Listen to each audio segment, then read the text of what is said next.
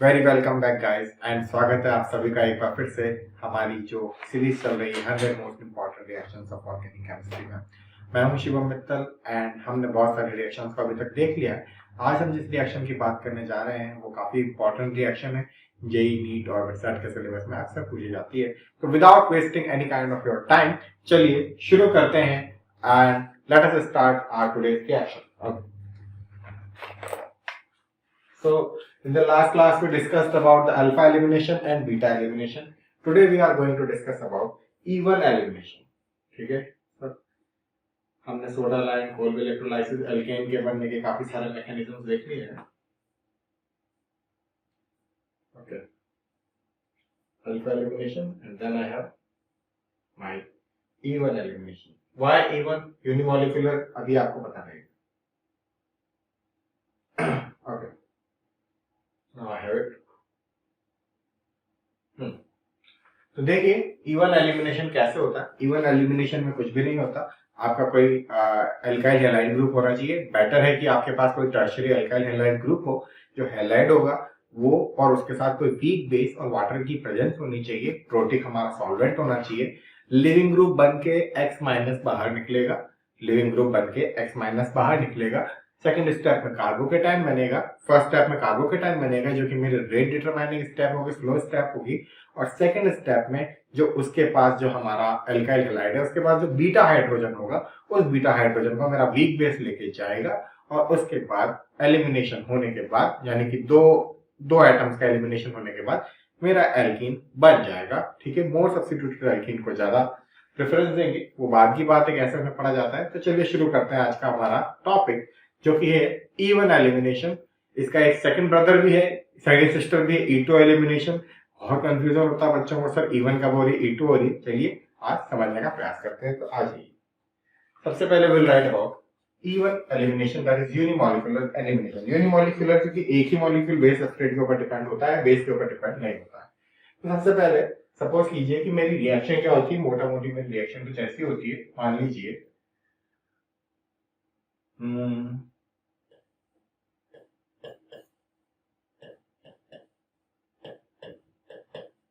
ये मेरा कोई टर्शियरी एल्काइल हैलाइड है, X इक्वल टू ClBr कुछ भी हो सकता है। ठीक है, इसकी रिएक्शन मैं करवाता हूं मान लीजिए किसी वीक बेस की प्रेजेंस में और वाटर की प्रेजेंस में। ठीक है सर, प्लस वाटर की प्रेजेंस में सपोज कीजिए।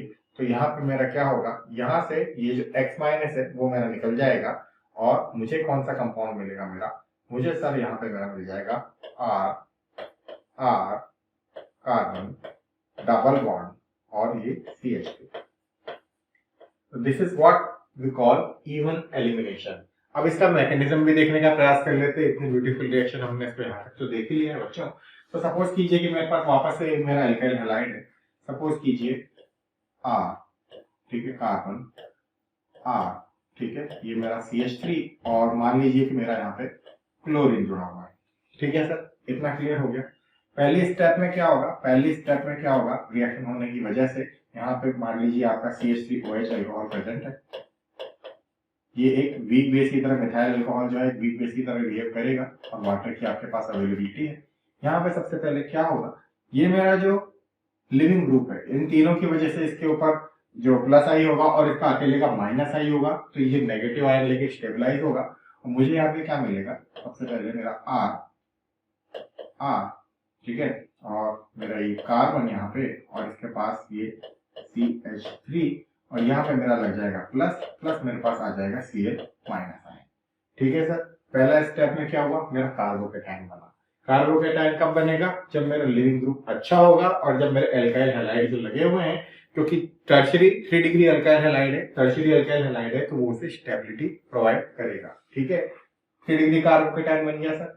अब देखिए कार्बोकेटाइन बनने के बाद लिविंग ग्रुप निकलने के बाद जो मेरा बेस है, जो मेरा CH3OH है, यहाँ से मेरा वीक बेस का जो मॉलिक्यूल है दैट इज व्हाट कम्स, यहाँ से इसकी वजह से आएगा। बहुत सारे लोग इस चीज को नहीं बता पाते, मैं आपको बता रहा हूँ। सर्किल आउट करके रखिए इसे, दिस इज CH3OH। ठीक है, यहाँ से ये मेरा जो वीक बेस है वो आएगा और वीक बेस मेरा आने के बाद क्या काम करेगा, OH माइनस वीक बेस से आया है, और ये यहाँ पे जो आपका जो अल्फा कार्बन, देखिए कल भी मैंने बताया था अल्फा कार्बन और एक बीटा कार्बन पे जो मेरे बीटा हाइड्रोजन होंगे, बीटा हाइड्रोजन को लेके जाएगा और वाटर का मॉलिक्यूल निकालेगा। यानी कि मेरे पास कैसा कंपाउंड मेरा बच जाएगा, इसके जाने के बाद H प्लस लेके जाएगा, यहाँ माइनस आ जाएगा, R C, ठीक है, डबल बॉन्ड CH2।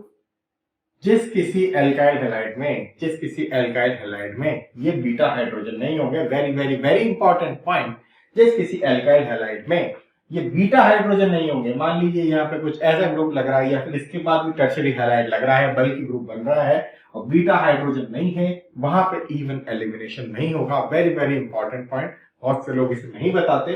तो क्या जरूरी है, very very important, availability of beta hydrogen. क्या बनता है यहाँ पे, carbocation, very very important, availability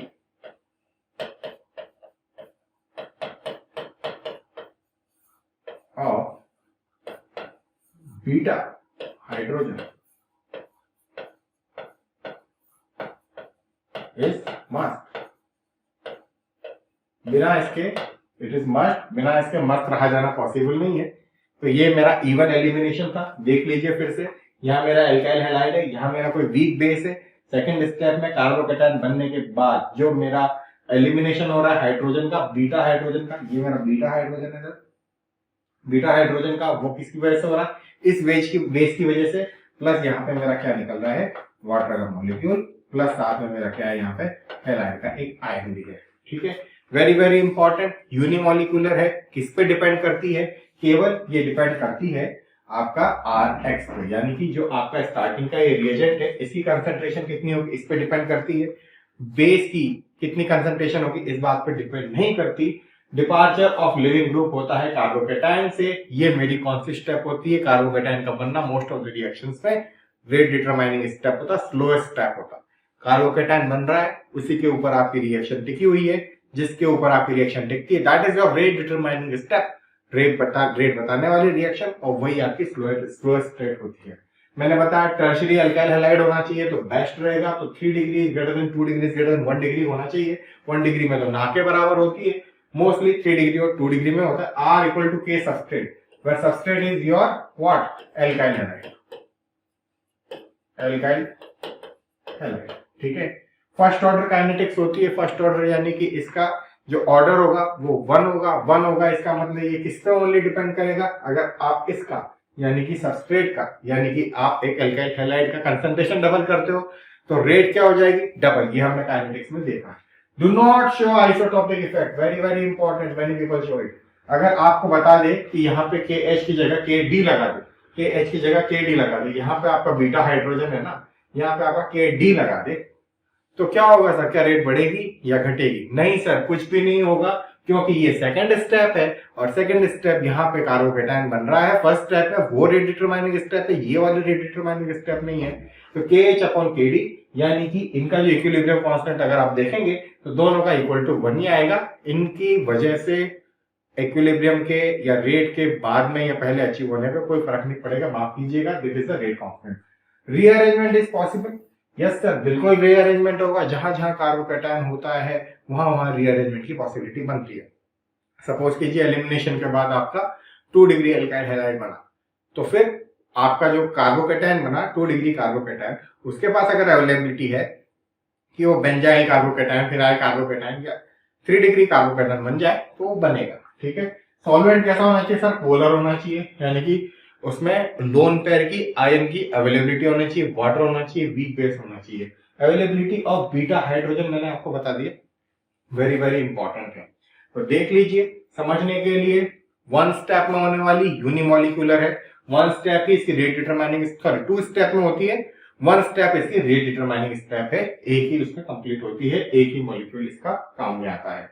base second step में कहां से आता है सर, बेस आपका वीक बेस से आता है, जो कि आपका एज ए न्यूक्लियोफाइल यहाँ पे काम करता है, ठीक है।